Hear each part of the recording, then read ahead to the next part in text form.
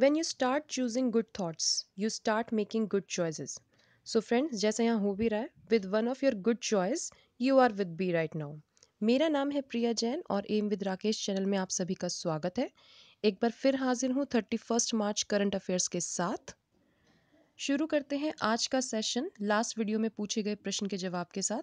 देखिए फ्रेंड्स, हमने आपसे पूछा था लास्ट वीडियो में, हाल ही में चर्चित व्यक्तित्व आशिता का संबंध किस क्षेत्र से है।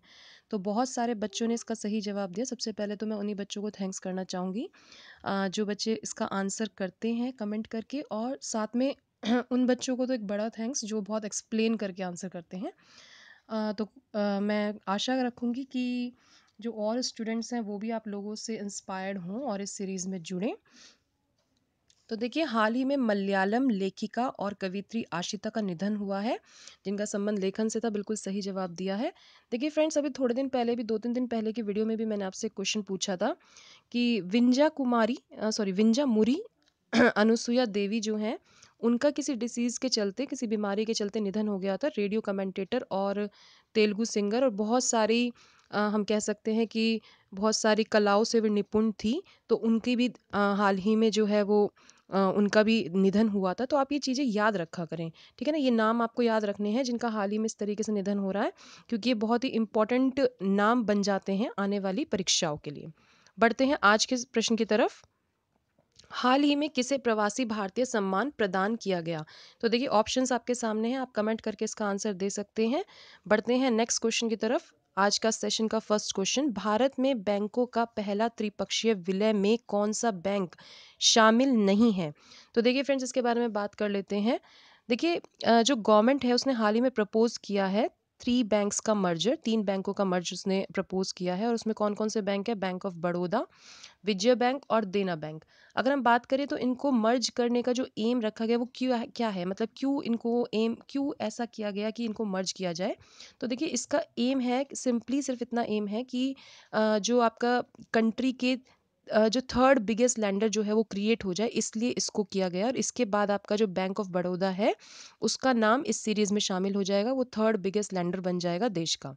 अगर यहाँ से बात करें तो यहाँ पे आपका आंसर हो गया इलाहाबाद बैंक। इलाहाबाद बैंक त्रिपक्षीय विलय में शामिल नहीं है। अगर आपको बताया जैसे मैंने कि थर्ड जो है वो बिगेस्ट लैंडर बन जाएगा इसके बाद बैंक ऑफ बड़ौदा, तो आपको शुरू के 2 भी पता होने चाहिए। तो पहले नंबर पे आपका एसबीआई है, जबकि दूसरे नंबर पे आईसीआईसीआई है, अगर हम बात करते हैं बिगेस्ट लैंडर की। बढ़ते हैं नेक्स्ट क्वेश्चन की तरफ। Question number 2, Indian fiscal federalism नामक पुस्तक किसने लिखी है। तो यहाँ पे फिस्कल मतलब फाइनेंशियल से ही रिलेटेड, आपका फिस्कल यानी फाइनेंशियल होता है।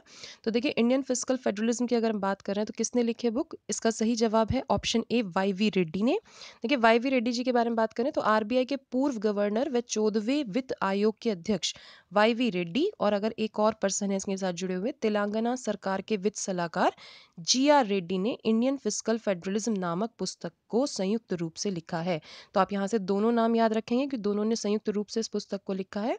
अगर थोड़ा सा बात कर ले 14th फाइनेंस कमीशन के बारे में, तो फाइनेंस कमीशन की देखिए स्थापना 1951 में हुई थी, जो आर्टिकल 280 के अंदर आता है। और अगर 14th फाइनेंस कमीशन की बात करें तो इसका टाइम पीरियड 2015 से 2020 तक है, यानी कि वाई.वी. रेड्डी जी इसके चेयरपर्सन 2015 से 2020 तक रहेंगे। बेसिकली फाइनेंस कमीशन जो होता है उसका एम क्या होता है, उसका मतलब काम क्या होता है, क्या कार्य करता है वो। तो देखिए, वो क्या करता है, सेंटर और स्टेट के बीच में फाइनेंशियल रिलेशंस को डिफाइन करने का काम फाइनेंस कमीशन करता है। यहाँ से ये बेसिक चीज़ें आपको पता होनी चाहिए। बढ़ते हैं नेक्स्ट क्वेश्चन की तरफ। क्वेश्चन नंबर 3, हाल ही में भारतीय हरित भवन परिषद ने किस रेलवे स्टेशन को गोल्ड रेटिंग प्रदान की है। तो देखिए, ये चीज़ें समझाने से पहले थोड़ा सा बेस समझाना चाहूँगी मैं इसमें। हरित भवन परिषद, भारतीय हरित भवन परिषद क्या है ये है Indian green building council, IGBC. तो देखिए, आईजीबीसी का काम क्या है, अभी हाल ही में आईजीबीसी ने इस तरह का ऐलान किया है कि अगले 6 महीने में हम आने वाले समय में, मतलब अगले 6 महीने में स्टार्ट रेटिंग सिस्टम शुरू कर रहे हैं और ये 400 रेलवे स्टेशंस को हम स्टार रेटिंग सिस्टम में शामिल करेंगे, जहां पर ये पता लगाया जाएगा कि कहां पर हम किसको ग्रीन रेलवे रेटिंग दे सकते हैं और किसी को कोई और रेटिंग दी जा सकती है। तो बेसिकली ग्रीन रेलवे रेटिंग देने का ही इनका मेन पैमाना है। उसमें ग्रीन रेटिंग सिस्टम में क्या है, तो ग्रीन रेटिंग सिस्टम देखिए एक गाइडलाइंस ऑफर करता है, एक मैट्रिक्स ऑफर करते हैं जिसमें कोलैबोरेशन के इम्प्रूवमेंट के बारे में बात रखी जाती है और साथ में एक फ्रेमवर्क प्रोवाइड किया जाता है जो कि सस्टेनेबिलिटी डिफाइन करता है। अब सस्टेनेबिलिटी डिफाइन करता है तो सस्टेनेबिलिटी से मतलब हम यहाँ पे क्या समझ रहे हैं, सस्टेनेबिलिटी एक ऐसा फ्रेमवर्क है जिसकी मदद से वेस्ट को रिड्यूस किया जा सकता है और एनर्जी कॉस्ट को भी कम किया जा सकता है। तो बेसिकली ग्रीन रेटिंग सिस्टम को अवेलेबल करवाने के लिए या कह सकते हैं जनरेट करने के लिए आईजीबीसी ने पहल की है इंडिया के अंदर, जिसकी शुरुआत गुजरात के स्टेशन से की जाएगी। लेकिन फिलहाल आईजीबीसी द्वारा गोल्ड रेटिंग दे दी जा चुकी है। किसको दी गई है ये, तो ये दी गई है विजयवाड़ा रेलवे स्टेशन को। आप यहाँ से ध्यान रखेंगे, विजयवाड़ा रेलवे स्टेशन को गोल्ड रेटिंग दी है। इसके साथ ही आपको ये भी पता होना चाहिए गोल्ड रेटिंग क्यों दी गई है, क्या मतलब है गोल्ड रेटिंग से। तो क्योंकि विजयवाड़ा रेलवे स्टेशन जो है वो 100% एलईडी लाइटनिंग फुल है। इसके अलावा इसमें 5 रेटेड फैंस हैं, पंप्स हैं, मोटर्स हैं और सोलर वाटर हीटिंग सिस्टम भी है। इसी कारण से आईजीबीसी द्वारा विजयवाड़ा रेलवे स्टेशन को गोल्ड रेटिंग दी गई है। I hope I am clear. बढ़ते हैं नेक्स्ट क्वेश्चन की तरफ। क्वेश्चन नंबर 4, एनाजोरी नामक पहल की शुरुआत किस राज्य में की गई है। तो आपको यहाँ से पता होना चाहिए एनाजोरी नामक पहल की शुरुआत कहाँ से की गई और किससे रिलेटेड है। तो ये देखिए, ये रिलेटेड है आपका इलेक्शन कमीशन से रिलेटेड है, आपका असम में शुरू की गई है। अगर हम बात करें इसकी, तो देखिए हाल ही में असम के मुख्य चुनाव आयुक्त ने गुवाहाटी में एनाजोरी नामक पहल की शुरुआत की, जिसका उद्देश्य दिव्यांग मतदाताओं के लिए चुनावी प्रक्रिया को सरल बनाना है। तो इलेक्शन कमीशन के लिए की तरफ से शुरुआत की गई है और इलेक्शन प्रोसेस को थोड़ा सा और ईजी बनाने के लिए इसको यूज़ करने की बात की गई है। यहाँ पे दिव्यांग की अगर हम बात करते हैं तो स्पेशली एबल्ड कह सकते हैं या डिसेबल्ड जो पीपल होते हैं उनको मदद देने के लिए इसकी शुरुआत की गई। अगर हम बात करें इस पहल के तहत दिव्यांग मतदाताओं को ब्रेल सिस्टम के बारे में जागरूक किया जाएगा। चलिए बढ़ते हैं नेक्स्ट क्वेश्चन की तरफ। क्वेश्चन नंबर 5, हाल ही में किसे बीसीसीआई का नैतिक अधिकारी बनाया गया है। तो देखिए यहाँ से आपका इसका सही जवाब है डी के जैन, ए ऑप्शन। हाल ही में बीसीसीआई के लोकपाल न्यायमूर्ति डी के जैन को बीसीसीआई का अस्थायी नैतिक अध्यक्ष बनाया गया है। चलिए बढ़ते हैं नेक्स्ट क्वेश्चन की तरफ। क्वेश्चन नंबर 6, अर्थ आवर 2019 किस तिथि को मनाया गया। तो देखिए आपको मालूम होगा अर्थ आवर डे मनाया जाता है हर साल ही और उसमें थोड़ा सा डेट में चेंजेस आते हैं, वीक का कुछ हिसाब होता है, जिसके तहत पूरे विश्व भर में जो ज़रूरी लाइटें होती हैं उनको छोड़कर बाकी सभी लाइट्स बंद की जाती हैं 1 घंटे के लिए। तो देखिए ये मनाया गया है 30 मार्च को। ध्यान रखिए यहाँ से इसको 2019 को 8:30 बजे से 9:30 बजे तक अर्थ आवर मनाया गया। इस 1 घंटे की अवधि के दौरान गैर आवश्यक उपकरणों की बिजली को बंद करने का आह्वान किया जाता है। अर्थात 2019 की बात करें तो यहाँ से आपको थीम ज़रूर पता होनी चाहिए, जीने का तरीका बदलो। इसके अलावा अर्थ आवर विश्व वन्य जीव एवं पर्यावरण संगठन यानी WWF द्वारा वर्ष 2007 से शुरू किया गया है। इसका मुख्य उद्देश्य लोगों को बिजली के महत्व के बारे में, पर्यावरण सुरक्षा के बारे में जागरूक करना है।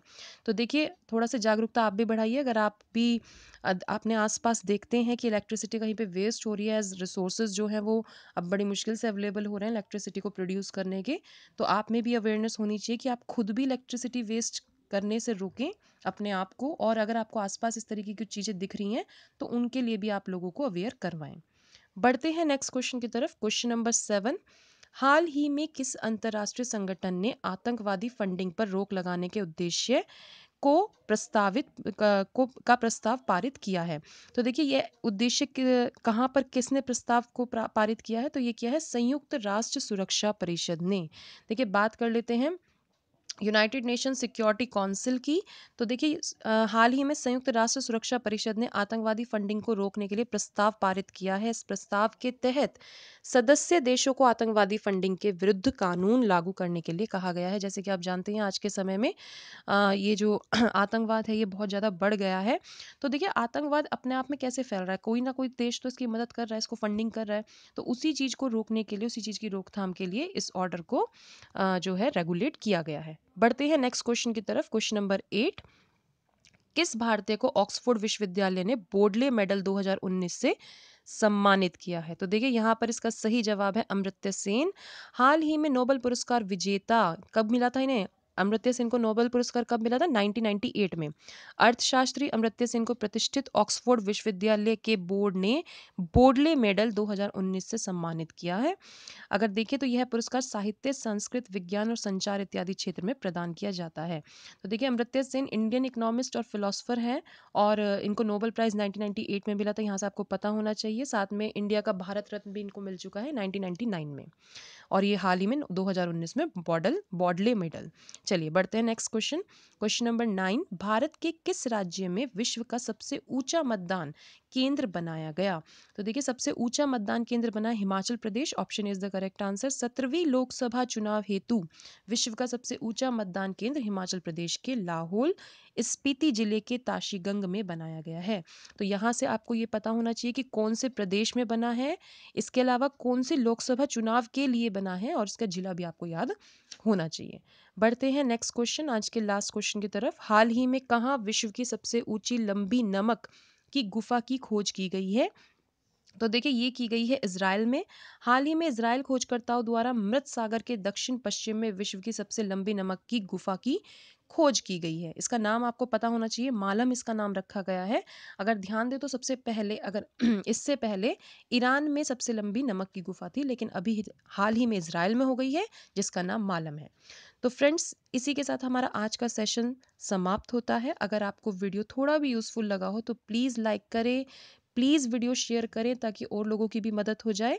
सो फ्रेंड्स, पढ़ते रहिए, आगे बढ़ते रहिए। Thanks to all.